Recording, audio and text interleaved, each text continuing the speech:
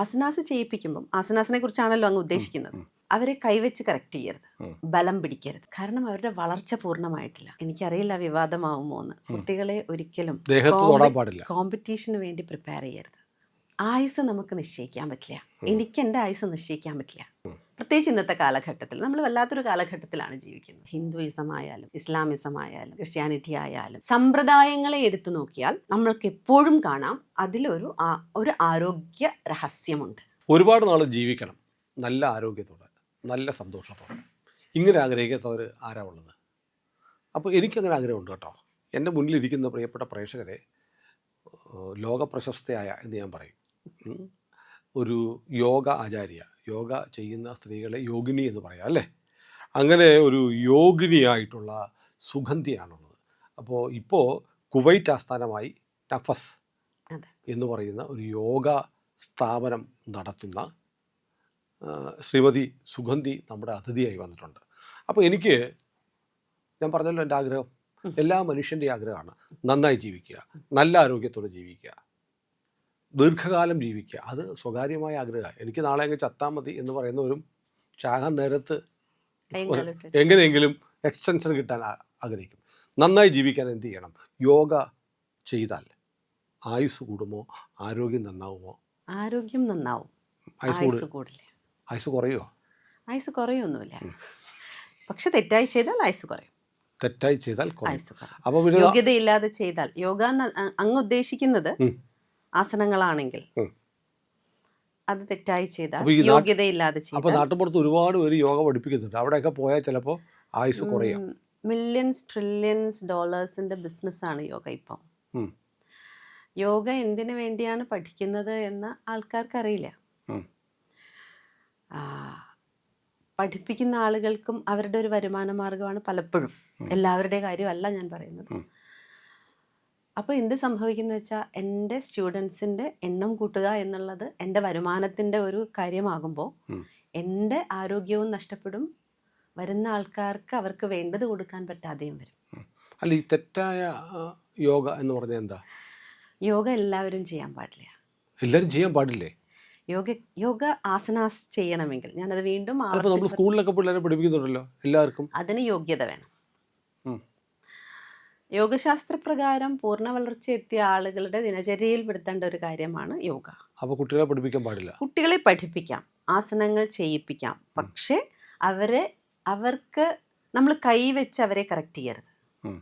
ആസനാസ് ചെയ്യിപ്പിക്കുമ്പം, ആസനാസിനെ കുറിച്ചാണല്ലോ അങ്ങ് ഉദ്ദേശിക്കുന്നത്, അവരെ കൈവച്ച് കറക്റ്റ് ചെയ്യരുത്, ബലം പിടിക്കരുത്. കാരണം അവരുടെ വളർച്ച പൂർണ്ണമായിട്ടില്ല.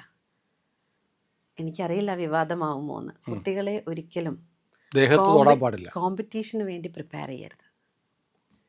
യോഗ ഒരു മത്സര ഇനം കൂടിയാണ് ഇപ്പോൾ. യോഗ ഒളിമ്പിക്സിലേക്ക് കൊണ്ടുപോകാൻ വേണ്ടി എൻ്റെ തന്നെ ഒരുപാട് അടുത്ത സുഹൃത്തുക്കളും ബന്ധുക്കളും ഒക്കെ കഷ്ടപ്പെട്ടുകൊണ്ടിരിക്കുക എന്നൊരു സാഹചര്യമാണ്. ശരിയാണോ തെറ്റാണോ എന്നുള്ളത് രണ്ടാമത്തെ കാര്യമാണ്. പക്ഷേ കുട്ടികളെ ചെയ്യിപ്പിക്കുന്നതിൽ മുതിർന്ന ആൾക്കാർക്കാവാം, ഫ്ലെക്സിബിലിറ്റി ഉള്ള ആൾക്കാർക്കാകാം. എനിക്ക് പേഴ്സണലി എൻ്റെ ഗുരുക്കന്മാരിൽ നിന്ന് എനിക്ക് കിട്ടിയിട്ടുള്ള അറിവനുസരിച്ച്, വിവരങ്ങളനുസരിച്ച് അത് ചെയ്യാൻ പാടില്ല എന്നാണ്. അല്ലെങ്കിൽ ആ കുട്ടികൾക്ക് നിഷ്ഠയുണ്ടായിരിക്കണം, നൈരന്തര്യമുണ്ടായിരിക്കണം. അതിൻ്റെ ഭാഗമായി സ്വാഭാവികമായി അവർ ചെയ്യുകയാണെങ്കിൽ അവർ ചെയ്യട്ടെ. യോഗം എന്ന് പറയുന്നത് ആനന്ദമാണ്. അതാണ് ഇപ്പോൾ ഈ ചോദിച്ച പോലെ എന്നോട് ചോദിച്ചല്ലോ, യോഗ എന്ന് അങ്ങ് ഉദ്ദേശിക്കുന്നത് ആസനങ്ങളാണോ എന്ന് ചോദിച്ചല്ലോ. ആളുകളുടെ ധാരണ എങ്ങനെയാണ്? ചില ആസനങ്ങൾ ചെയ്യുന്നതാണ് യോഗ. കാലഘട്ടമാണ് അതിനെ അങ്ങനെ ആക്കിയത്. അതല്ലല്ലോ യോഗ. അല്ല, പിന്നെ എന്താ യോഗ? ആസനങ്ങൾ എന്ന് പറയുന്നത് യോഗയുടെ ഒരു ഭാഗം, യോഗത്തിന്റെ ഒരു ചെറിയ, അതായത് അതിലേക്ക് എത്താൻ വേണ്ടിയുള്ള വഴികളിൽ ഒരു പടവ് മാത്രമാണ്. അതിലേക്ക് നമ്മളുടെ ശരീരം ചില കാര്യങ്ങൾ നേടിയെടുക്കാൻ, അതായത് നേരത്തെ അങ്ങ് തുടങ്ങിയത് ഇങ്ങനെയാണ്, എനിക്ക് ആരോഗ്യത്തോടു കൂടി ജീവിക്കണം, ദീർഘകാലം. ഞാൻ കേട്ടിട്ടുണ്ട് യോഗീശ്വരന്മാരായ ഒരുപാട് ആളുകൾ ഒരുപാട് കാലം ജീവിച്ചിട്ടുണ്ട്, നൂറ്റാണ്ടുകൾ ജീവിച്ചിട്ടുണ്ട്. ശരീരത്തിൽ പ്രാണനെ എങ്ങനെയാണ് നിലനിർത്തേണ്ടതെന്നും പ്രാണന്റെ അളവ് വർദ്ധിപ്പിക്കേണ്ടതെന്നും ആയുസ് എന്ന യോഗസങ്കല്പത്തെ എങ്ങനെയാണ് ഉപയോഗിക്കേണ്ടതെന്നുമുള്ള രഹസ്യം അവർക്ക് അറിയുന്നത് കൊണ്ടാണ് അവർ യോഗസങ്കല്പം എന്ന് പറഞ്ഞത്. സങ്കല്പമാണോ ആയുസ്? യോഗസങ്കല്പം എന്ന് പറയുന്നത് നമ്മളിപ്പം വർഷക്കണക്കല്ലേ പറയാം, വയസ്സ് ആണ് നമ്മൾ പറയുക. യോഗസങ്കല്പത്തിലെ വയസ്സ് ശ്വാസമാണ്. നമ്മൾക്ക് ഇത്ര ശ്വാസം എന്നാണ് അത്രേ പറയുന്നത് ഒരു ജീവിതകാലം. യോഗശാസ്ത്രപ്രകാരം നമ്മൾ എപ്പോഴും അതിന് കണക്കുകൾ പറയാറുള്ളത് മുയലിൻ്റെ ശശകശ്വസനത്തിനെ കുറിച്ച് പറയും, കൂർമ്മ ശ്വസനത്തിനെ കുറിച്ച് പറയും. ലോകത്തിലെ ഏറ്റവും കൂടുതൽ ആയുസ്സുള്ളത് എല്ലാവരും പറയുന്ന കാര്യങ്ങളാണ്. ചികിത്സയും വൈദ്യശാസ്ത്രവും പഠിച്ചപ്പോൾ എനിക്ക് മനസ്സിലായത് ആയുസ്സിന് അത് മാത്രം പോരാ, അതിന് നമ്മുടെ പൂർവികരുടെ അനുഗ്രഹവും കൂടെ വേണം. ആയുസ് നമുക്ക് നിശ്ചയിക്കാൻ പറ്റില്ല. എനിക്ക് എൻ്റെ ആയുസ് നിശ്ചയിക്കാൻ പറ്റില്ല. പ്രത്യേകിച്ച് ഇന്നത്തെ കാലഘട്ടത്തിൽ നമ്മൾ വല്ലാത്തൊരു കാലഘട്ടത്തിലാണ് ജീവിക്കുന്നത്. പഞ്ചേന്ദ്രിയങ്ങളെ സുഖിപ്പിച്ച് ജീവിക്കുന്ന ആൾക്കാരാണ് നമ്മൾ. അതിനേക്കാട്ടിലും വലിയ ആനന്ദവും ലഹരിയും നമ്മളുടെ ഉള്ളിലുണ്ട് എന്ന് തിയററ്റിക്കലി അറിയുമെങ്കിലും പ്രായോഗിക തലത്തിലേക്ക് ഇതിനെ എങ്ങനെയാണ് കൊണ്ടുവരേണ്ടത് എന്ന് അറിയാത്തൊരു തലമുറയാണ്. സാഹചര്യങ്ങളും അങ്ങനെയാണ്. അതുകൊണ്ട് തന്നെ പ്രാക്ടിക്കലി കുറച്ചും കൂടി ബുദ്ധിമുട്ടാണ് അന്നത്തെ കാലഘട്ടത്തിനനുസരിച്ച് ഇന്നത്തെ കാലഘട്ടം. പണ്ട് അങ്ങനെ ആയിരുന്നു എന്ന് പറഞ്ഞിട്ട് കാര്യമില്ലല്ലോ. നമുക്ക് ഇന്ന് എന്ത് ചെയ്യാൻ പറ്റും എന്നുള്ളതിലാണ് കാര്യം. അപ്പോൾ സുനിലേട്ടൻ പറഞ്ഞൊരു കാര്യമുണ്ട്, ആരോഗ്യത്തോടു കൂടി ജീവിക്കണം. ആത്മാർത്ഥമായിട്ടാണ് പറഞ്ഞത് എങ്കിൽ മാറാൻ തയ്യാറാവണം. എങ്ങനെ മാറണം? ജീവിത രീതികൾ മാറണം. ശരീരത്തെ മനസ്സിലാക്കി, പാരമ്പര്യത്തെ മനസ്സിലാക്കി, ശരീരത്തിൻ്റെ ഘടനയും ശരീരത്തിൻ്റെ പ്രകൃതവും മനസ്സിലാക്കി ആ ശരീരത്തിന് അനുയോജ്യമായ രീതിയിൽ ജീവിതചര്യകളെ മാറ്റാൻ തയ്യാറാണോ എന്ന് ചോദിച്ചാൽ ആളുകൾക്ക് മടിയാണ്. കാശ് ഞാൻ ചെലവാക്കാം, എൻ്റെ വേദന മാറ്റിത്തരണം, എനിക്ക് കഷ്ടപ്പെടാനൊന്നും പറ്റില്ല, നടക്കില്ല. ഇതിൽ എളുപ്പ വഴികളൊന്നും തന്നെ ഇല്ല. നിങ്ങൾ റെഡിയാണോ? അപകടങ്ങൾ വരാം, പുറത്തുനിന്ന് വൈറസുകൾ അറ്റാക്ക് ചെയ്യാം, അതല്ലാതെ ആരോഗ്യം നിങ്ങൾക്ക് നിങ്ങളുടെ കയ്യിൽ വയ്ക്കാം. അത് നിങ്ങളുടെ മാത്രം ഉത്തരവാദിത്വമാണ്. ഞാനൊരു സംശയം ചോദിക്കട്ടെ. യോഗ ചെയ്താൽ, യോഗികളായാൽ നല്ല ആരോഗ്യമുള്ളവരായിരിക്കും എന്നൊരു പൊതുവെ സങ്കല്പമുണ്ട്. യോഗി എന്ന വാക്കും യോഗ ചെയ്യലും തമ്മിൽ, യോഗാസനങ്ങൾ ചെയ്യൽ ആണ് അങ്ങ് ഉദ്ദേശിക്കുന്നതെങ്കിൽ അതും തമ്മിലൊരു ബന്ധമില്ല. രണ്ടും രണ്ടാണല്ലേ? അതെ. എന്താ വ്യത്യാസം? യോഗി എന്ന വാക്കിന്റെ അർത്ഥം ആനന്ദത്തിലിരിക്കുന്നവൻ എന്നാണ്. അവനെ സംബന്ധിച്ചിടത്തോളം അവന് ശരീരം താമസിക്കാനുള്ളൊരു കൂട് മാത്രമാണ്. പക്ഷെ യോഗാസനങ്ങൾ ചെയ്യുമ്പോൾ ഞാൻ നേരത്തെ പറഞ്ഞല്ലോ, യോഗ്യത ഉണ്ടാവണം. സാധാരണ ഞങ്ങൾ പറയാറുള്ളത്, വായു ബന്ധിച്ചിരിക്കുന്ന ശരീരത്തിൽ യോഗ ആസനങ്ങൾ ചെയ്യാൻ പാടില്ല. മാലിന്യങ്ങൾ കെട്ടിക്കിടക്കുന്ന ശരീരങ്ങൾ, അതായത് ശരിയാക്കി മലശോധനയില്ല, അല്ലെങ്കിൽ നമ്മളുടെ ശരീരത്തിൽ നീർക്കെട്ടുണ്ട്, അതല്ലെങ്കിൽ നമ്മൾ ബലം പിടിച്ച് വീര്യത്തെ അടക്കി നിർത്തുന്നുണ്ട്, സ്വാഭാവികമായിട്ടല്ലാതെ ബലം പിടിച്ച് വീര്യത്തെ അടക്കി നിർത്തുന്നുണ്ട്, ഭജന പ്രക്രിയ കൃത്യമായിട്ടല്ല നടക്കുന്നത്, ഇങ്ങനെയൊക്കെയുള്ള ആളുകൾ യോഗാസനങ്ങൾ ചെയ്താൽ അവർക്ക് ദോഷം വരും. അപ്പോൾ ഇതൊക്കെ ഉള്ള ആളുകൾ എല്ലാ ദിവസവും യോഗ ക്ലാസ്സിൽ പോകുന്നുണ്ട്. നല്ല ആരോഗ്യം അല്ല, നല്ല ജ്ഞാനമുള്ള യോഗ അധ്യാപകർ, യോഗികൾ എന്ന് പറയാൻ പറ്റില്ല, യോഗാധ്യാപകർ ആളുകളെ കണ്ട് തിരിച്ചറിഞ്ഞ് അവർക്ക് ആദ്യം അവരെ അതിനുവേണ്ടി തയ്യാറാക്കി എന്നിട്ടാണ് യോഗാസനങ്ങളിലേക്ക് കടത്തിവിടുന്നത്. പക്ഷെ ഇവിടുത്തെ പ്രശ്നം എവിടെയാണ്? നേരത്തെ പറഞ്ഞതുപോലെ എൻ്റെ ജീവനോപാധി അല്ലെങ്കിൽ എൻ്റെ വരുമാനം യോഗയാകുമ്പോൾ നിങ്ങൾ എന്താണോ ആവശ്യപ്പെടുന്നത് അത് തരാൻ ഞാൻ തയ്യാറാണ് എന്നാണ് ഞാൻ പറയാം. ഏറ്റവും തമാശയുള്ള വാക്കുകൾ സുനിലേട്ടൻ കേട്ടിട്ടുണ്ടാവും. Kundalini yoga, kundalini awakening within 10 minutes. എന്താണ് കുണ്ടലിനി എന്ന് ഒരിത്തിരിയെങ്കിലും ജ്ഞാനമുള്ള ഒരാൾക്ക് തിയററ്റിക്കലി അറിഞ്ഞാൽ മതി. തിയററ്റിക്കലി, പ്രാക്ടിക്കലി അല്ലെങ്കിൽ ശരീരത്തിൽ അതിന്റെ ആക്ടിവേഷൻ ഒന്നും ഇല്ലെങ്കിലും ഗുരുദേവന്റെ കുണ്ടലിനി പാട്ടെങ്കിലും വായിച്ചിരിക്കണം അല്ലേ? അതും വേണമെന്നില്ല. ഇത് എന്താണെന്ന് ഏകദേശം ഒരു ധാരണ ഉണ്ടായെങ്കിൽ പറയില്ല. പൊതുവെ വിദേശ രാജ്യങ്ങളിലൊക്കെ ഇത് നല്ല ബിസിനസ്സാണ്. അങ്ങനെ പറ്റുമോ? 10 മിനിറ്റ് കൊണ്ട് കുണ്ടലിനിയെ ഉണർത്താനൊക്കെ പറ്റില്ല, ഒരു കാരണവശാലും. കാരണം കുണ്ടലിനി എന്താണെന്ന് അറിയാത്ത ആളുകളാണ് ഇത് പറയുന്നത്. പക്ഷെ ഞാൻ പറയട്ടെ, നമ്മള് പറഞ്ഞു ഈ കുപ്പിയിലേക്ക് വെള്ളമാക്കിയപ്പോൾ നമ്മളിപ്പോൾ പറഞ്ഞു 1 ലിറ്റർ വെള്ളത്തിന് 30 രൂപ. അതെ. അതേപോലെ ആളുകൾക്ക് ഫാൻറ്റസി അല്ലെങ്കിൽ ഫാൻസി എന്ന് തോന്നുന്ന ചില കുപ്പികളിലേക്ക് ഇതിനെ ആക്കുന്നു. അത്ര വ്യത്യാസം മാത്രമേ ഉള്ളൂ. ശരീരം കൊണ്ട് കാണിക്കുന്ന കസർത്തേ അല്ല യോഗ. അത് ശരീരബോധത്തിനപ്പുറം വളരാൻ വേണ്ടി, ഉയരാൻ വേണ്ടി നമുക്ക് ഞാൻ നേരത്തെ പറഞ്ഞതുപോലെ പതഞ്ജലി മഹർഷി പറഞ്ഞിരിക്കുന്നത് രണ്ട് കാര്യമാണ് ആസനങ്ങളെക്കുറിച്ച്. ഒന്ന് സ്ഥിരം സുഖം ആസനം, സ്ഥിരമായി സുഖമായിട്ടുള്ളൊരു അവസ്ഥയാണ്. അത് ഇരിക്കുകയാണെങ്കിലും ശരി, നിൽക്കുകയാണെങ്കിലും കിടക്കുകയാണെങ്കിലും ശരി, ശരീരബോധമില്ലാതെ, ശരീരം നമ്മളെ ബുദ്ധിമുട്ടിക്കാതെ അടുത്തൊരു പടിയിലേക്ക് ഞാൻ കയറുമ്പോൾ ഈ ശരീരം എന്നെ ബുദ്ധിമുട്ടിക്കരുത്, അതിനു വേണ്ടിയുള്ള പ്രിപ്പറേഷനാണ്.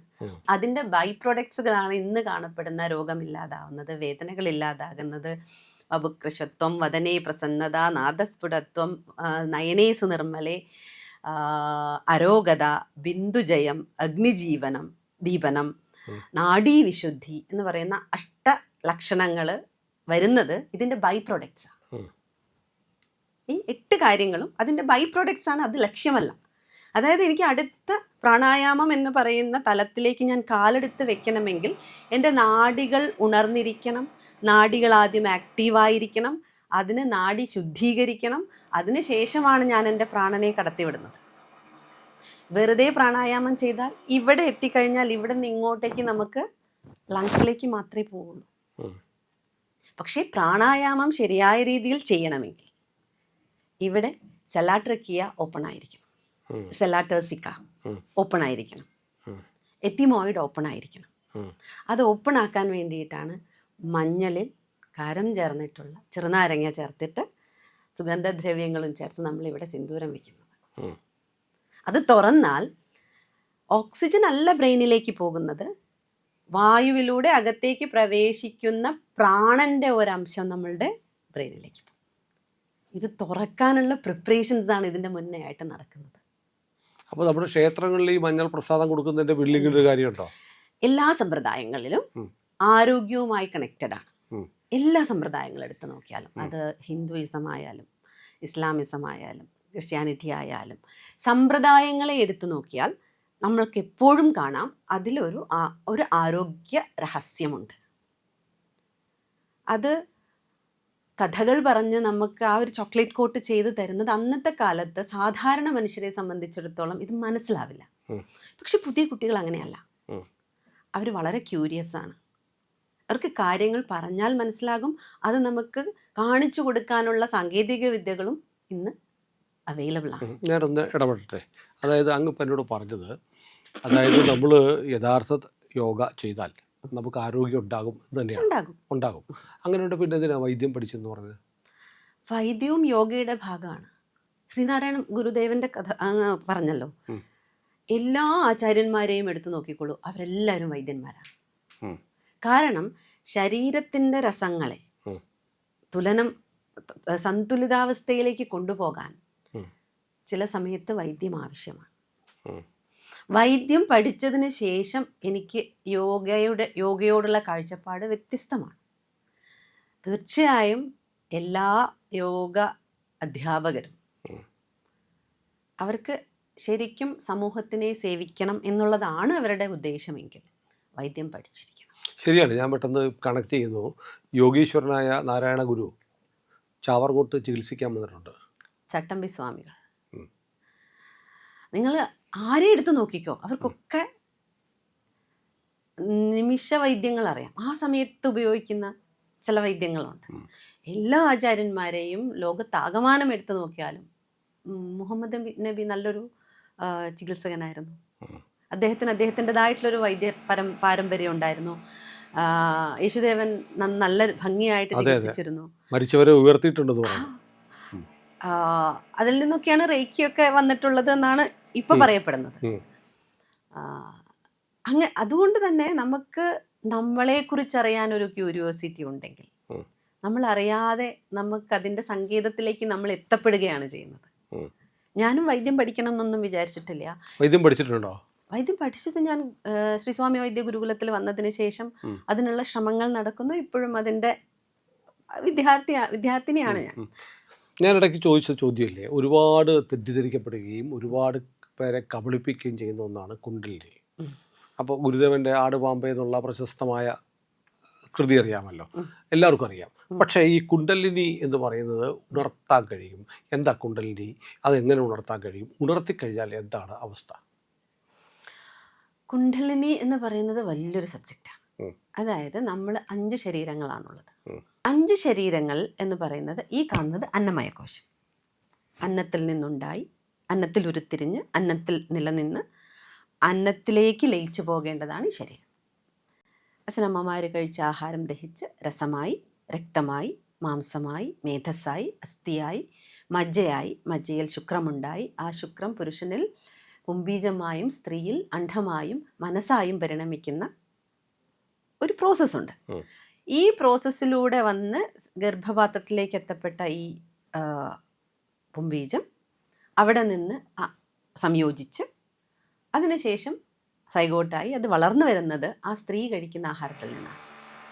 ആ ആഹാരം ആ കുഞ്ഞ് പുറത്തേക്ക് വന്നു കഴിഞ്ഞാൽ അവൻ കഴിക്കുന്ന ആഹാരത്തിൽ ഇത് നിലനിൽക്കുകയും വളരുകയും അവസാനം ഇതിൽ നിന്ന് പുറത്തേക്ക് കടന്നു കഴിഞ്ഞാൽ എന്ത് സംഭവിക്കും? ഒന്നുമില്ലേ, നമ്മൾ കുഴിച്ചിട്ടാൽ പ്രാണികൾക്ക് അന്നമായി മാറും, ദഹിപ്പിച്ചാൽ സസ്യങ്ങൾക്ക് അന്നമായി മാറും, ഒഴുക്കിക്കളഞ്ഞാൽ മത്സ്യങ്ങൾക്ക് അന്നമായി മാറും. ഒരു അന്നത്തിൽ തുടങ്ങി അന്നത്തിൽ അവസാനിക്കുന്നത്. ഇത് ആചാര്യന്മാരൊക്കെ എപ്പോഴും പറയാറുള്ള കാര്യങ്ങളാണ്. ഇതല്ലാതെ മനുഷ്യൻ്റെ പ്രാണശരീരം എന്ന് പറയുന്നൊരു സങ്കേതമുണ്ട്. അതായത് എനിക്ക് കൈ ഉയർത്തണമെങ്കിൽ എൻ്റെ ഉള്ളിലെ പ്രാണൻ പ്രവർത്തിക്കണം. വായു എന്ന് ആയുർവേദത്തിൽ പറയും. പ്രാണൻ, അപാനൻ, ഉദാനൻ, വ്യാനൻ, സമാനൻ, നാഗൻ, കൂർമൻ, കൃകരൻ, ദേവദത്ത്. ഈ 10 ചലനങ്ങളെയും നിയന്ത്രിക്കുന്നത് പ്രാണനാണ്. നമ്മൾ ചില സമയത്ത് പറയും, ഓ എൻ്റെ പ്രാണം പോയി, പറയാറില്ലേ? അതുപോലെ സത്ത് പോയി, അതിനെയാണല്ലോ നമ്മൾ ചത്തുപോയി എന്ന് പറയണത്. ഇതെല്ലാം ഇതിൻ്റെ ഉള്ളിൽ നമുക്ക് നിൽക്കണം, ഈ കൂട്ടിൻ്റെ ഉള്ളിൽ നമുക്ക് നിൽക്കണമെങ്കിൽ ഉള്ള ഒരു ശരീരമാണ് പ്രാണശരീരം. അതുകൂടാതെ നമുക്ക് മനസ്സിനെ നമ്മൾ ശരീരമായിട്ടാണ് കണക്കാക്കാറുള്ളത്. മനസ്സൊരു ശരീരമായിട്ടാണ് ഭാരതം എപ്പോഴും കണക്കാക്കിയിട്ടുള്ളത്. അത് കഴിഞ്ഞാൽ നമ്മളുടെ ജ്ഞാനം, നോളജ് എന്നത് പെരിഫറൽ ലെവലാണെങ്കിൽ ജ്ഞാനം, ഒരു ഉൾബോധമുണ്ടല്ലോ, അതിനെയും നമ്മൾ ഒരു ശരീരമായിട്ടാണ് കണക്കാക്കുന്നത്. ഇതിനെ 4നെയുമാണ് നമുക്ക് എന്തെങ്കിലും പരിപോഷിപ്പിക്കാനും കുറയ്ക്കാനും ഒക്കെ പറ്റുള്ളൂ. 5ാമത്തത് ഇതെല്ലാം ഓക്കെ ആണെങ്കിൽ തനിയെ ഇത് ആക്റ്റീവ് ആവും. അതാണ് ആനന്ദമയ കോശം. അതുകൊണ്ടാണ് ഞാൻ പറഞ്ഞത് ഈ ആനന്ദമയ കോശമാണ് ഒരു യോഗിയെ സംബന്ധിച്ചിടത്തോളം ലക്ഷ്യം എന്ന് പറയുന്നത്. അവൻ്റെ ആനന്ദത്തിനെ ആർക്കും ഹനിക്കാൻ സാധിക്കില്ല. അതൊന്നിലും ഡിപ്പെൻഡൻ്റ് അല്ല. നിങ്ങൾ എന്നെ നല്ലത് പറഞ്ഞാലും നിങ്ങൾ എന്നെ ചീത്ത പറഞ്ഞാലും ഞാൻ ഓക്കെയാണ്. കാരണം അത് എന്നിൽ മാത്രം നിക്ഷിപ്തമാണ്. അപ്പോൾ ഈ 2ാമത് പറഞ്ഞിട്ടുള്ള പ്രാണമയ കോശം വൈദ്യശാസ്ത്രപ്രകാരം 3ാമതാണ് പ്രാണൻ, 2ാമത് മനോമയ കോശമായിട്ടാണ് സങ്കല്പിക്കാറ്. യോഗശാസ്ത്രപ്രകാരം ഇത് 2ാമതാണ് നമ്മൾ പറയാറുള്ളത്, പ്രാണശരീരം. ഈ പ്രാണശരീരത്തിൽ 72,000 നാഡികളുണ്ട് എന്നാണ് പറയുന്നതല്ല, അത് ശരിക്കും അതിൻ്റെ മാപ്പുണ്ട്, വരച്ച് ഓരോ നാഡികൾക്കും പേരിട്ടിട്ടുണ്ട്. ഈ നാഡിയിൽ ഏറ്റവും പ്രധാനപ്പെട്ട 3 നാഡികളാണ് ഇട, പിംഗള, സുഷുമ്ന. ഇതിൽ നമ്മൾ പറയും ഈശ്വരൻ സൃഷ്ടി നടത്തിയിട്ട് മനസ്സിലാക്കാൻ വേണ്ടി പറയുന്നതാണ്. നമ്മൾ അതിൻ്റെ എല്ലാത്തിൻ്റെയും സത്ത് കൊണ്ടുപോയി നമ്മളുടെ മൂലാധാരത്തിൽ വെച്ചു. മൂലാധാരം നട്ടലിൻ്റെ ഏറ്റവും താഴെ 1 അങ്കുലം താഴെയായിട്ട് പ്രാണശരീരത്തിൽ ഇരിക്കുന്നതാണ്. അതിൻ്റെ ദേവത ഗണപതിയാണ്. മൂലാധാരത്തിൻ്റെ ദേവത ഗണപതിയാണ്. അതുകൊണ്ടാണ് ഞങ്ങൾ ഗുരുകുലത്തിൽ എപ്പോഴും ചൊല്ലാറുള്ള മന്ത്രങ്ങളിൽ ഒന്ന്, നാവിലിരിക്കും മന്ത്രവും നാഡിയിലിരിക്കും നടേശൻ മൂലമായ മുരുകനും മൂലത്തിലമരും ഗണേശനും. ഈ മൂലത്തിലമർന്ന ഗണേശനെ ഗണേശൻ്റെ സഹായത്തോടു കൂടി, ഗണപതി എന്താണ് എന്നുള്ളതൊക്കെ ഇന്ന് എല്ലാവർക്കും അറിയാം. ആ മിത്തിനെ എങ്ങനെയാണ് എക്സ്പ്ലെയിൻ ചെയ്യേണ്ടത്, ശാസ്ത്രീയമായി എങ്ങനെയാണ് അതിലേക്കൊന്നും ഞാൻ പോകുന്നില്ല. ആ തലത്തിൽ നിന്നുകൊണ്ട് അതിൻ്റെ സാധ്യതകൾ നമ്മൾ ഉപയോഗിച്ച് നോക്കിയാൽ ഇതിനെ ഉണർത്താനുള്ള ഒരാളാണ്. പക്ഷെ ഇതിൻ്റെ ഒരു പ്രത്യേകത, ഇടകലയും പിങ്കളയും ഇത് രണ്ടും ഒരേപോലെ വന്നാൽ ആണ് എന്ത് ഓപ്പൺ ആകുന്നത്, സുഷുമ്ന ഓപ്പൺ ആകും. ഒരു വാക്വം മാതിരിയാണ്. താഴെ നിന്ന് ഇയാളെ ഉണർത്തുന്നതിന് ഒരുപാട് പ്രോസസ്സുണ്ട്. ആ പ്രോസസ്സ് ഉണ്ടാവണമെങ്കിൽ ബേസിക്കലി നമുക്ക് ശരീരത്തിന് ബലമുണ്ടാകണം, നാഡികൾക്ക് ബലമുണ്ടാകണം. ഇല്ലെങ്കിൽ വലിയ വോൾട്ടേജ് കടന്നു പോകുന്ന ലൈൻ പോലെ കത്തിപ്പോകും. അപ്പോൾ കുണ്ഡലിനി ആക്ടിവേഷൻ ആയാൽ ശരീരം ചൂടാവും. ശരിക്കും ചൂടായി. അതുകൊണ്ടാണ് ഹിമാലയത്തിൽ പോയിരുന്ന ആചാര്യന്മാരൊക്കെ ഹിമത്തിലിരിക്കാൻ ഇരിക്കാൻ പറയുന്നത്. ശരിക്കും ഇതൊക്കെ സത്യമാണോ? സത്യമാണ്, തീർച്ചയായും സത്യം. നമ്മൾ അങ്ങോട്ട് യാത്ര ചെയ്യുന്ന സമയത്ത് നമ്മൾ ഒരുപാട് ചിത്രങ്ങളും വീഡിയോ കണ്ടിട്ടുണ്ട് ഹിമത്തിൽ ഇങ്ങനെ ഇരിക്കുന്ന. അത് ഈ അഗ്നിയെ അവർക്ക് എങ്ങനെയാണ് പ്രോസസ്സ് ചെയ്യേണ്ടത് എന്നുള്ളത് അവർക്കറിയാം. അതായത് ഉള്ളിലുള്ള നമ്മളുടെ ശരീരത്തിന്റെ ഈ അഗ്നിയെ എങ്ങനെയാണ് ഈ പഞ്ചഭൂതങ്ങളുടെ മേലെ, ഇപ്പം ഇന്നത്തെ കാലത്ത് ഇത് പറഞ്ഞാൽ കുറച്ചുകൂടി കാലം കഴിയുമ്പോൾ ഇത് ഓക്കെയാണ്, ആൾക്കാർക്ക് കാരണം മനസ്സിലാവും. മറ്റേത് ഒരു അത്ഭുത സിദ്ധി മാതിരിയാണ് നമ്മളിത് പറയാറുള്ളത്. സിദ്ധി എന്നാണ് നമ്മൾ അതിനു വേണ്ടി വാക്ക് ഉപയോഗിച്ചിട്ടുള്ളത്. പക്ഷെ സാധ്യമായിട്ടുള്ള കാര്യം തന്നെയാണ്, സാധ്യമല്ലാത്ത കാര്യമൊന്നുമല്ല. അവരതിനു വേണ്ടിയാണ് കാര്യങ്ങൾ ചെയ്യുന്നത്. ആ സമയത്ത് നമ്മളുടെ ശരീരത്തിൽ സംഭവിക്കുക, നമ്മളുടെ ശരീരം ശോഷിക്കും, നല്ലതുപോലെ ശോഷിക്കും, ശരീരത്തിൽ ചൂട് കൂടും. ഞങ്ങളെ പഠിപ്പിച്ചിരിക്കുന്നത് ആ സമയത്ത് ശരീരത്തെ കുണ്ഡലിനി വിഴുങ്ങും. എന്നിട്ടോ നമ്മൾ നല്ലപോലെ മെലിയും. അതിനുശേഷം മുകളിലേക്ക് സഞ്ചരിക്കുന്നതാണ്. അത് മെല്ലെ ഉണർന്ന് മെല്ലെ തട്ടി മുകളിലേക്ക് വരും. ഇതിനെ ആക്റ്റീവ് ആക്കി കഴിഞ്ഞാൽ മുകളിലേക്ക് വരും. ഇത് ഞാനിത് പറയുമ്പോൾ ഇങ്ങനെ അടിയിലൊരു 3.5 ചുറ്റുള്ള പാമ്പിരിപ്പുണ്ട്, അതിങ്ങനെ മുകളിലേക്ക് വരുന്നു എന്ന് പറയുമ്പോൾ അങ്ങനെ നമ്മൾ ഓപ്പറേറ്റ് ചെയ്ത് നോക്കിയാൽ ഇതിനെ കാണാനൊന്നും പറ്റില്ല. ഇത് പ്രാണശരീരത്തിലിരിക്കും. ഇത് സാധാരണ നമുക്ക് കമ്മ്യൂണിക്കേറ്റ് ചെയ്യാൻ ഉപയോഗിക്കുന്ന വെറും ഭാഷ. നമ്മൾ പറയില്ലേ ആക്സിസിനെ കുറിച്ച് പറയില്ലേ, നമ്മൾ അച്ചുതണ്ടിനെ കുറിച്ച് പറയില്ലേ.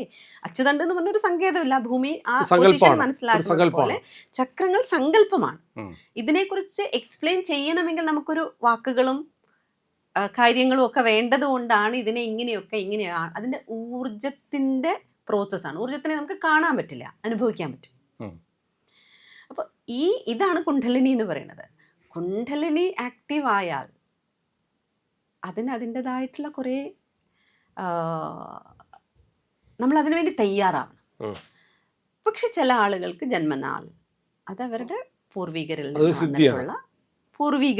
വന്നിട്ടുള്ളതാണ്. അതായത് അവരുടെ പണിയുടെ ഗുണം കിട്ടിയത് ഇവിടെയാണ് എന്നുള്ളതാണ്.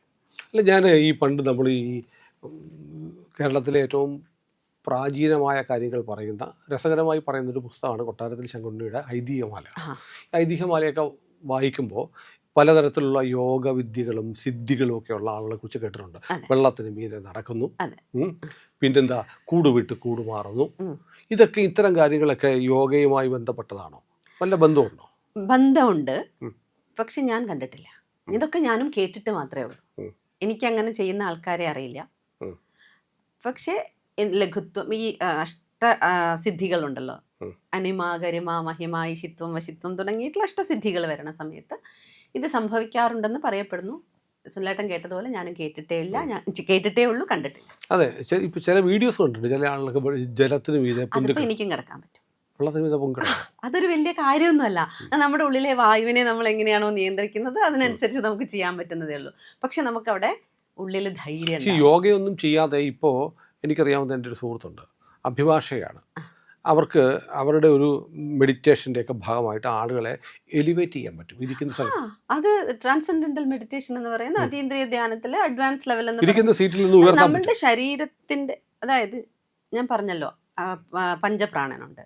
മുകളിലേക്ക് പോകുന്ന വായു, താഴേക്ക് പോകുന്ന ചലനങ്ങൾ, അല്ലെ താഴേക്ക് പോകുന്ന വായുവിനെ ബ്ലോക്ക് ചെയ്തിട്ട് മുകളിലേക്ക് പോകുന്ന വായുവിനെ ആക്ടിവേറ്റ് ചെയ്യുമ്പം ഓട്ടോമാറ്റിക്കലി നമ്മൾ അതൊരു ജമ്പ് ചെയ്യുന്നൊരു തരം രീതിയാണ്. ആദ്യം തുടക്കത്തിലൊക്കെ അങ്ങനെ ഫ്ലോട്ട് ചെയ്ത് നിൽക്കൊന്നുമില്ല. അത് നമ്മുടെ ശരീരം ഉയരും.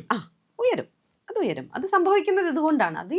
അതും നമ്മളിത് ഭയങ്കര അത്ഭുതം മാതിരി പറയുന്നത് കൊണ്ടാണ് നമുക്ക് ഈ പ്രശ്നമുള്ളത് മുഴുവൻ. ഇതൊന്നും നമുക്ക് പറ്റിയ പണിയല്ല, അത്ഭുതമൊന്നുമല്ല.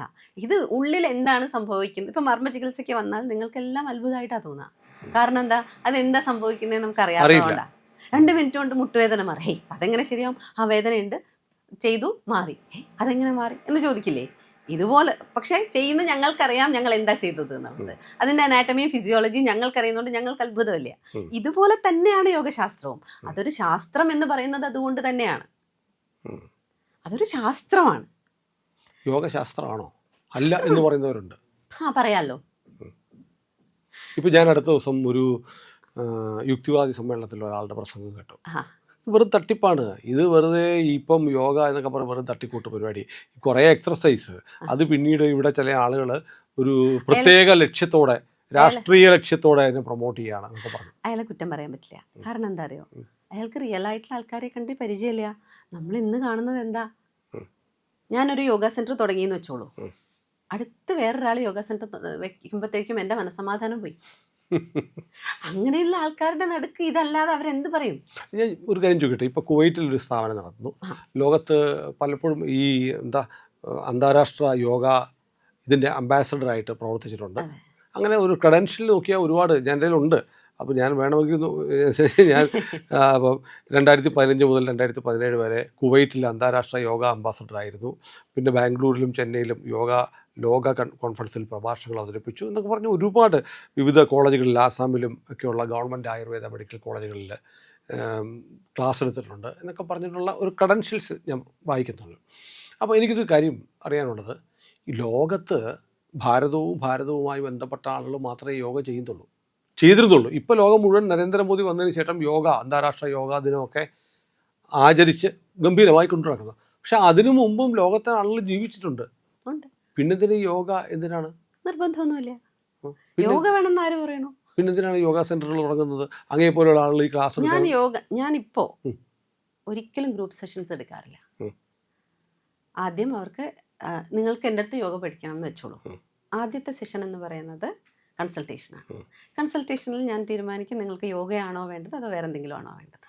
നിങ്ങൾക്ക് യോഗ വേണമെങ്കിലാണ് ഞാൻ നിങ്ങൾക്ക് യോഗ പഠിപ്പിക്കും. കാരണം എൻ്റെ കയ്യിൽ വേറെ മെത്തേഡുകൾ ഉള്ളത് കൊണ്ടാണ്. വേറെ എന്ത് മെത്തേഡുണ്ട്? നേരത്തെ പറഞ്ഞതുപോലെ മർമ്മ ചികിത്സയുണ്ട്. നിങ്ങളിപ്പോൾ ചില ആൾക്കാർ വരുന്നത് എന്തിനാണെന്നറിയോ? നടുവേദന മാറാൻ യോഗ. അതിന് യോഗ ചെയ്യേണ്ട ആവശ്യമൊന്നുമില്ല, നടുവേദന മാറും. വേറെ വഴിയുണ്ട്. അപ്പോൾ അതിന് യോഗ ചെയ്യേണ്ട ആവശ്യമില്ല.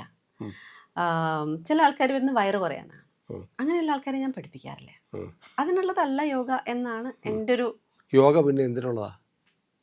ഞാൻ നേരത്തെ പറഞ്ഞല്ലോ, ആനന്ദത്തിലിരിക്കാനുള്ളതാണ് യോഗ. ആനന്ദത്തിന്റെ ഭാഗമാണ് ആരോഗ്യവും. അല്ല, ആനന്ദം ഓരോരുത്തർക്കും ഓരോന്നാണ്. അതെ, പക്ഷെ എൻ്റെ ആനന്ദം നിങ്ങൾക്ക് ബുദ്ധിമുട്ടുണ്ടാക്കരുത്. അത് ഞാൻ ബുദ്ധിമുട്ടുണ്ടാക്കുന്നെങ്കിൽ അത് ആനന്ദമല്ല. അത് എനിക്കും എൻ്റെ വളർച്ചയും ഉണ്ടാകണം, മറ്റുള്ളവർക്ക് അതുകൊണ്ട് ഗുണവും ഉണ്ടാകണം. ആനന്ദത്തിലിരിക്കുന്ന ആളുകളുടെ സാന്നിധ്യം മറ്റുള്ളവർക്ക് ആനന്ദം ഉണ്ടാകും. അപ്പോൾ ഈ ലോകം മുഴുവൻ യോഗ എന്തിനാ പ്രൊമോട്ട് ചെയ്യുന്നത്? പ്രൊമോട്ട് ചെയ്യുന്നതല്ലോ, ചെയ്യപ്പെടുന്നതല്ലേ. അല്ല, ഇന്ത്യ ഗവൺമെന്റ് വളരെ ബോധപൂർവ്വം അതിപ്പോഴല്ലേ ചെയ്യുന്നത്. അതെന്തിനാ? ഒരു നല്ല കാര്യം ലോകത്ത് മുഴുവൻ എന്താ പറയുക, പ്രചരിപ്പിക്കുക എന്നുള്ളത് കൊണ്ടായിരിക്കും. അതുകൊണ്ട് എന്താ നേട്ടം? ആളുകളിൽ ആരോഗ്യം ഉണ്ടാവണം, ആളുകൾക്ക് ആനന്ദം ഉണ്ടാവുക എന്നുള്ളത് ഇന്നത്തെ കാലത്തെ യോഗയുടെ കാര്യമൊന്നുമല്ല, ക്രൈറ്റീരിയ അല്ല. പക്ഷെ എന്ത് പറ്റിയെന്ന് വെച്ചിട്ടുണ്ടെങ്കിൽ അതിൻ്റെ ആ ഒരു ഉദ്ദേശശുദ്ധി മാറിപ്പോയി. മത്സരങ്ങളിലേക്ക്. യോഗ എന്ന് പറയുന്ന സങ്കേതം തന്നെ നമുക്ക് എന്തിനുള്ളതാണ്? മത്സരങ്ങളിൽ നിന്നൊക്കെ മാറി നിൽക്കാനുള്ളതാണ്. അതിനു പകരം യോഗ തന്നെ ഒരു മത്സരമാക്കണം എന്നുള്ളൊരു അവസ്ഥയിലേക്ക് ഇപ്പോൾ യോഗയുടെ പേരിൽ ഇപ്പോൾ മത്സരം. ഞാൻ ഇത് വായിച്ചു നോക്കുമ്പോൾ എൻ്റെ പക്കലിരിക്കുന്ന ഈ ഒരു ചെറിയൊരു നോട്ട് വായിക്കുമ്പോൾ എനിക്ക് ഒട്ടും പരിചിതമല്ലാത്തൊരു വാക്ക് കണ്ടു. ടിബറ്റിയൻ സിസിംഗ് ബൗൾ അല്ല, സിംഗിങ് ബൗൾ ആയിരിക്കും. Sorry Tibetan singing bowl therapy healer. അതെന്താ സംഭവം? സൗണ്ട് ഹീലിംഗ് എന്ന് പറയും. സൗണ്ട് ഹീലിംഗ്, ശബ്ദത്തിന് ഭയങ്കര സാധ്യതകളുണ്ട്, വലിയ സാധ്യതകളാണ് ശബ്ദത്തിന്. ശബ്ദം, നല്ല സംഗീതം കേട്ട ചെടികൾ വരെ വളരെ ഒന്നുമില്ല. സംസാരിക്കുന്നത് നമുക്കൊരാളുടെ മനസ്സിനെ നമുക്ക് രണ്ട് രീതിയിൽ വാക്കാം. ഞാൻ വളരെ അരോചകമായി സംസാരിച്ചാൽ കുറച്ച് കഴിയുമ്പോഴത്തേക്ക് നമുക്ക് ക്യാമറയൊക്കെ ഓഫാക്കാമെന്ന് പറയും. മനോഹരമായി സംസാരിച്ചാൽ സമയം, സ്ഥലം എല്ലാം മറന്ന് ഒരുമിച്ചിരിക്കും. ശരിയല്ലേ? ഇതുപോലെ തന്നെയാണ്. അതായത് പഞ്ചഭൂതങ്ങളിൽ ഏറ്റവും ആദ്യം ഉണ്ടായത് എന്താണ്? ആകാശമാണ്. അതായത് ഒന്നും ഉണ്ടായിരുന്നില്ല, ഇവിടെ ഒന്നും ഉണ്ടായിരുന്നില്ല. എങ്ങനെയോ വായു സംഭവിച്ചു. ഈ വായുവിൻ്റെയും ആകാശത്തിൻ്റെയും സാന്നിധ്യത്താൽ ആകാശത്തിൻ്റെ തന്മാത്രയായിട്ടുള്ള ശബ്ദമുണ്ടായി. ഈ ശബ്ദമാണ് മറ്റെല്ലാത്തിനും കാരണമായിട്ടുള്ളത് എന്നാണ് ശാസ്ത്രം പറയുന്നത്. പണ്ട് ഇപ്പം നമ്മൾ പറയുകയാണ് പ്രണവമാണ് ആദ്യത്തെ ശബ്ദം എന്ന് പറയുമ്പോൾ അത് റിലീജിയസ് ആയി. ആദിയിൽ വചനമുണ്ടായി എന്ന് പറഞ്ഞാലും റിലീജിയസ് ആയി. പക്ഷെ ഇപ്പം ശാസ്ത്രം പറയുന്നു ശരിയാണ്, തരംഗങ്ങളാണ് ഉണ്ടായിട്ടുള്ളത്, ശബ്ദം. ഈ ശബ്ദം ഉപയോഗിച്ച് നമുക്ക് വളർത്താനും പറ്റും, തളർത്താനും പറ്റും. സുനിലേട്ടനൊരു രഹസ്യമുണ്ട്. സുനിലേട്ടനൊരു ദിവസം ഭയങ്കരമായിട്ട് സ്ട്രെസ്ഫുൾ ആയിട്ടിരിക്കുകയെന്ന് വിചാരിക്കുക. പറയാൻ താല്പര്യമില്ല, പക്ഷെ ഒരു സമാധാനം വേണം. അതായത് ഞങ്ങൾ നാദതരംഗിണി എന്നാണ് ഇവിടെ പറയാം. പുറത്ത് ഉപയോഗിക്കുന്നത് കൊണ്ടാണ് ടിബറ്റൻ സിംഗിങ് ബൗൾസ് എന്ന് പറയുന്നത്. ഇതൊരു ബുദ്ധിസ്റ്റ് ടെക്നോളജിയാണ്. അവർ വർഷങ്ങളായിട്ട് അവരുടെ സാധനയുടെ ഭാഗമായിട്ട് ഉപയോഗിച്ച് വരുന്നൊരു സങ്കേതമാണ്. ഈ സിംഗിങ് ബൗളുകൾ വെച്ച് ശബ്ദങ്ങളുടെ മെഗാഹെഡ്സിനെ കറക്റ്റ് ചെയ്ത് അയാളുടെ ബ്രെയിൻ വേവ്സിനെ കറക്റ്റ് ചെയ്യുന്നൊരു പ്രോസസ്സാണ്. അതിൽ നമ്മൾ തമ്മിൽ സംസാരിക്കണം നിർബന്ധമൊന്നുമില്ല. അത് കഴിഞ്ഞ് പോകുമ്പോഴത്തേക്കും സമാധാനമാണ്. സംസാരിക്കാതെ അങ്ങനെ പറ്റും? സംസാരിക്കേണ്ട ആവശ്യമില്ല. ഒന്ന് ശബ്ദമാണ് അവിടെ. ഇത് സൗണ്ട് ഉണ്ടാക്കും. അതായത് കണ്ടിട്ടുണ്ടാവുമല്ലോ ഈ ബൗൾ കണ്ടിട്ടുണ്ടാവും. അതെന്താണെന്ന് മനസ്സിലാവാത്തത് കൊണ്ടാണ്. ഇത് വെച്ചിട്ട് ആൾക്കാരിങ്ങനെ കറക്കി ഞാനൊന്നും കൊണ്ടുവന്നിട്ടില്ല. സൗണ്ട് ഉണ്ടാക്കുന്ന പലതരം മെഗാഹെഡ്സ് ആണ് നമ്മളുടെ ബ്രെയിൻ വേവ്സിനെ ബാലൻസ് ചെയ്യുന്നത്. അതാണ് അതിൻ്റെ പുറകിലുള്ള ശാസ്ത്രം എന്ന് പറയുന്നത്. അപ്പോൾ ഇവിടെയുള്ള ഏറ്റവും വലിയ പ്രത്യേകത, നിങ്ങൾക്ക് എന്നോട് പറയാൻ താല്പര്യമില്ല, പക്ഷെ മനസ്സമാധാനം വേണം, അല്ലെങ്കിൽ എനിക്കൊന്ന് റിലാക്സ്ഡ് ആവണം, എനിക്കൊന്ന് വെൻ്റ് ഔട്ട് ചെയ്യണം. ഇതാണ് ഏറ്റവും വലിയ മാർഗം. ഇത് മാജിക്കൽ എഫക്റ്റ് ആണ്. നമുക്ക് അതിലൊന്നും സംസാരിക്കേണ്ട. നിങ്ങൾ അതിൽ വിശ്വസിക്കുകയും വേണ്ട, വിശ്വസിക്കാതിരിക്കുകയും വേണ്ട.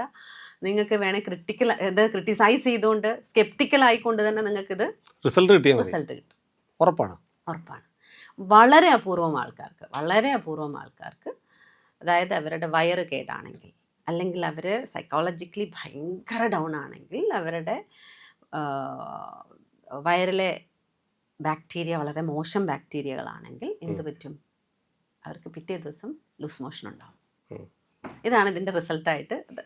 വയറുമായിട്ട് എന്താ കണക്ഷൻ? ദേവനും അസുരനും തമ്മിൽ കണ്ടാൽ യുദ്ധം ചെയ്യും. എന്തിനു വേണ്ടി യുദ്ധം ചെയ്യും? ഇന്ദ്രപദത്തിന് വേണ്ടി യുദ്ധം ചെയ്യും. വയറിലെ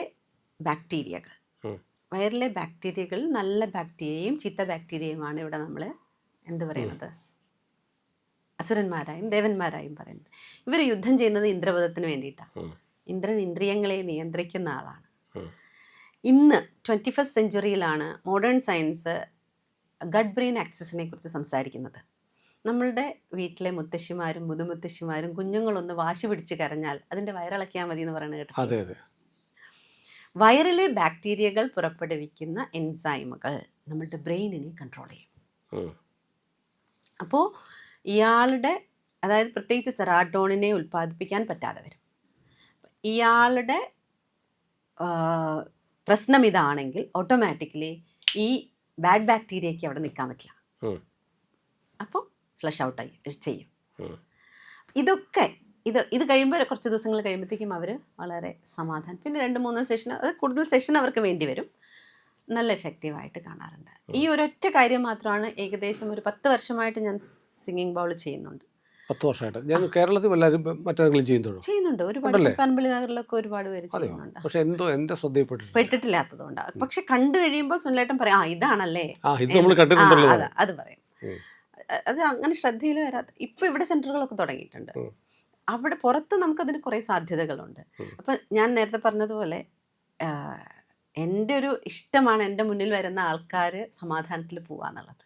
അപ്പം അതിന് എന്താണ് എനിക്ക് ചെയ്യാൻ പറ്റും? പല ടെക്നിക്കുകളും പല മെത്തഡോളജീസും ഞാൻ പഠിച്ചു നോക്കിയിട്ടുണ്ട്. എനിക്ക് കൺവിൻസിങ് ആയിട്ടുള്ള കാര്യങ്ങളാണ് ഞാൻ എപ്പോഴും അപ്ലൈ ചെയ്യാറുള്ളത്.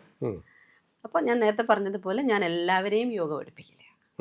അതായത് അവർക്ക് എന്താണ് വേണ്ടത് സംസാരിച്ച് കഴിയുമ്പോഴാണ് നമുക്ക് മനസ്സിലാവുന്നതാണ് അവർക്ക് വേണ്ടത്. അതെ. ഇപ്പൊ ചില ആൾക്കാർ വണ്ണം കുറയാൻ വേണ്ടി വരും. അവർക്ക് പക്ഷെ ഹോർമോണൽ ഇംബാലൻസ് ഉണ്ടെങ്കിൽ അവരെ യോഗ ചെയ്യിപ്പിച്ചിട്ട് കാര്യമില്ല. അവരാദ്യം ആ ഹോർമോൺസിനെ ബാലൻസ് ചെയ്യാൻ വേണ്ടി സഹായിക്കണം. അപ്പം നമുക്കിവിടെ വൈദ്യം ഉപയോഗിക്കാം.